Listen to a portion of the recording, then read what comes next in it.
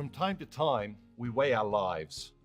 Sometimes we're satisfied with what we discover, and sometimes we're disappointed, and sometimes we're concerned. But it's good to take measure of our lives from time to time. It ensures that we're using our one short life in a way that is worthy of the gift. There are so many ways to measure our lives. We talk a lot about success, but everyone has a different definition. We talk about the importance of family and relationships, but how does one measure these? What measuring stick do you use to assess your life, to measure your life? Do you use career, money, status, stuff, education, popularity, integrity, happiness, adventure, health? At different points in our lives, we all use some of these to measure our lives. But over time, most of us move on to things that are harder to measure. How many people love you? Do you love what you do? Do you feel like you are doing what you were born to do? How many other people have you helped to become successful, happy, educated? How many lives have you improved? How long will you be remembered after you die? Are you at peace with God? These are enormous questions, but we shouldn't let that intimidate us. How do you measure your life? What do you look for when deciding if you're on the right path? How do you judge your progress? One of the most famous alumni from my high school is Thomas Keneally, the author of Schindler's Ark, which was later made into the epic movie Schindler's List. He spoke at my graduation and told the story of how he came to write the book. He was in New York City and visiting a leather goods store. As he looked at some briefcases, the owner of the store struck up a conversation with him. Before long, the conversation came upon two questions that changed Keneally's life forever. The first question, "What do you do?" the store owner asked him. "I'm a writer," Keneally responded. The second question, "What are you writing?"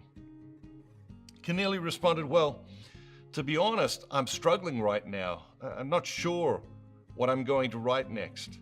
The owner of the store put the briefcase he was holding back on the shelf and straightened up, looked deep into Keneally's eyes and said, "Come back here tomorrow morning and I will tell you a story."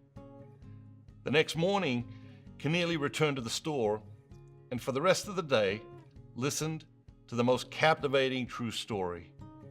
The owner of that store was Paul Pfefferberg, a Holocaust survivor thanks to Oskar Schindler.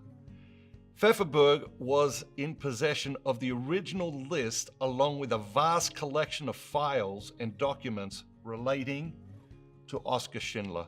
It's one of those moments that puts a chill up my spine every time I think about it. A moment that was dripping with destiny. All Thomas Keneally did was walk into a leather goods store with a case of writer's block. The book went on to become the defining work of Keneally's life. And together with Steven Spielberg's movie adaptation, it raised awareness of the Holocaust among younger generations. 20 years later, I was walking along the beach in Sydney, and glancing ahead, I saw Thomas Keneally walking toward me. We spoke for a few minutes, and I asked him how the extensive research he did for the book had affected him.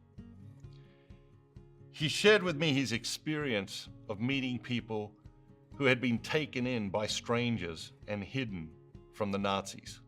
Their stories were chilling. Everything was at stake at every moment, he explained, and then paused before continuing.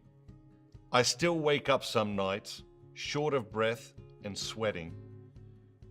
In the dream, someone was hiding me.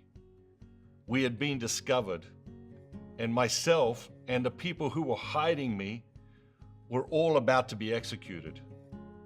That's when I wake up in the dream, at the same place, every time." There was something about the way he described hiding and being hidden that got my mind turning. I started researching the different times in history people needed to be hidden from their persecutors. It has happened over and over throughout history. Innocent people hidden, often by strangers, from the tyrannical and brutal adversary at great personal risk. The persecuted have always found a few brave men and women willing to hide them.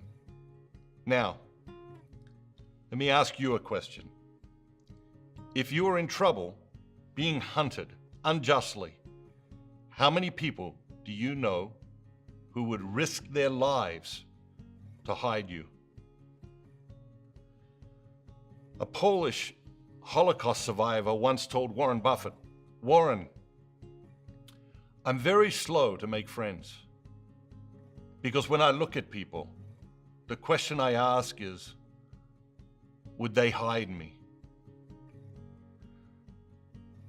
There is no perfect way to measure our lives, but these two questions add another layer that is worth considering.